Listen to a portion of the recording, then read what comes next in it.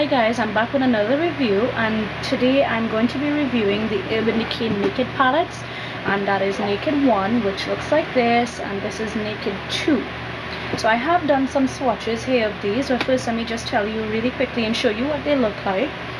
They all come with brushes that look similar to this.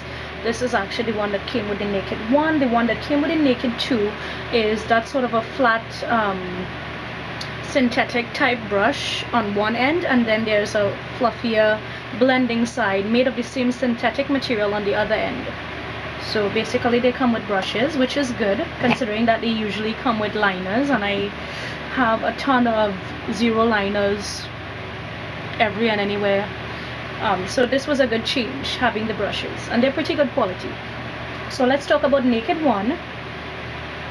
These are the colors here basically. Let me just go down the line and show them to you. Now these are quite expensive, and if you look around you can get them a bit cheaper, but you know, this is the reason why I'm doing this video, is really to determine whether or not you guys need it or not. I, obviously being a professional artist, I need quality. So for me, these were a really great investment. But to be quite honest with you, I do not reach for them as much as I thought as I would. Simply because I find that for our skin tones here in the Caribbean, the 28 neutral palette tends to work better for me. The other thing about Urban Decay shadows for me that I don't particularly like is that there are a lot of glittery colors in there, and for brides, which generally is what I would use the neutrals for, you can't obviously use a lot of shimmery glittery type textures on them. So for me, a lot of the colors are unusable in that aspect. They do work well for regular clients who are going to parties and functions and whatnot. So definitely if you're an individual person and you definitely use a lot of neutrals, then this might be a good option for you. As a makeup artist, however, I do not think that they're very practical, simply because a lot of the finishes are quite shimmery. Anyway, this is the Naked 2, which looks like this. It comes with a bigger mirror, a much bigger mirror, and this is the palette here.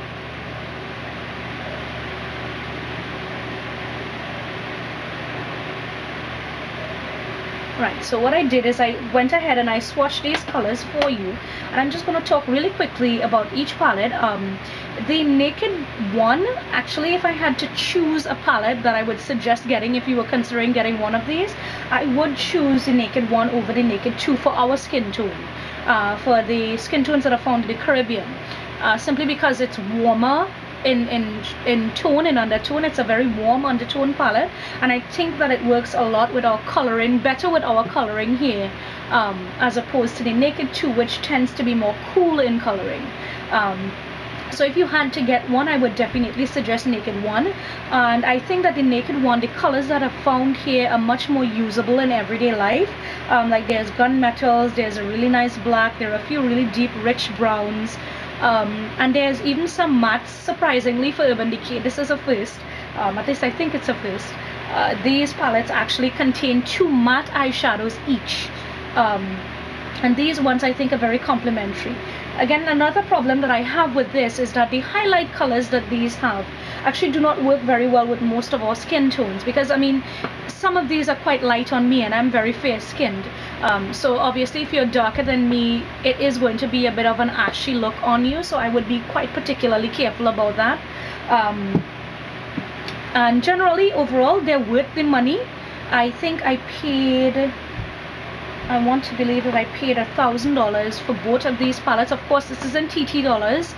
You can get them online, you can get them from urbandecay.com, and if you look around, you can actually get them for cheaper now. Obviously, as they introduce new stuff, the older palettes tend to get cheaper and cheaper. So yes, so I think the Naked 1 is actually cheaper than the Naked 2, simply because it was released first.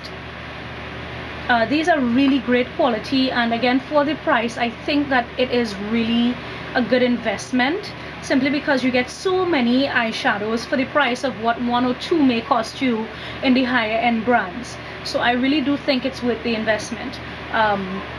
Again, I would not suggest it if you're somebody who uses a lot of color. I definitely will not suggest this, simply because you don't get a lot of bang for your buck in terms of color. It's very monotonous and it's very, very neutral. So again, if you are looking for something that gives you a little bit of a punch, this is definitely not it. That aside, each palette, you can actually create different looks with them, in that you can have very natural, almost ethereal type looks from them, and you can also create very deep, smoky, rich looks from them, because they do include deeper colors in the palette as well as lighter colors. So you get a nice mixed range of each tone, I should say. So these are more or less like the lighter shades, these are sort of mid-tone shades, and then towards the end of the palette you tend to have more darker tone shades. So again, you get a lot of variety for your money. So if you're a neutral person, then I definitely recommend you checking these out. The quality is really great even without a primer. The mattes, however, I think they leave a little bit to be desired, because they're not as pigmented as I thought they would be for particularly such a big brand. However, they're not completely unusable. With a great primer underneath, they last really long and they go on really smoothly. They blend very easily. Of course, Urban Decay is known for their satin shadows, so those are definitely killer in terms of quality. The colors that I absolutely love, Toasted in this palette and Smog. One other thing that I need to point out is that in Naked 1 and Naked 2 there is one repeat color, so it's basically half baked, which is just sort of a goldeny bronze color here, goldish bronze right here, this one here. So that color is the only color that repeats in both palettes. That's the other thing with Urban Decay. If you own a lot of the smaller palettes that they have, like the Mariposa or the Preen or the Shadow Pony, which basically are the same palette, or you own the black palette, you will see a lot of these colors repeating themselves. Some are released under the same names, and some are the exact same colors, but they just gave them new names to suit the individual palettes that they come in. So you have to be well aware of that, particularly if you already have palettes from them. Like my Preen palette does contain Toasted and Smog, so I have repeats of those. The Mariposa palette contains Sin. No, sorry, the Amo palette has Sin. And I believe that the black palette has Gunmetal, the Urban Decay black palette.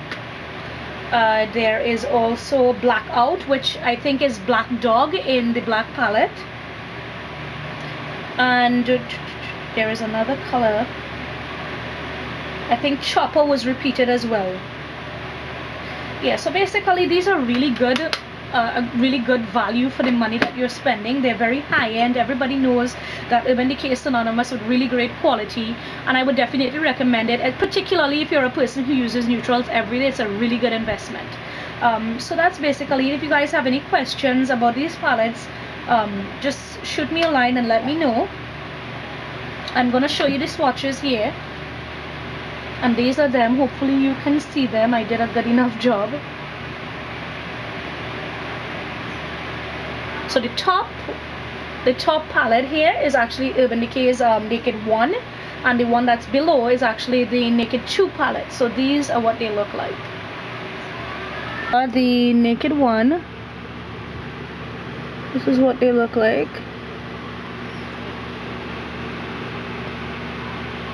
And this here is the Naked 2.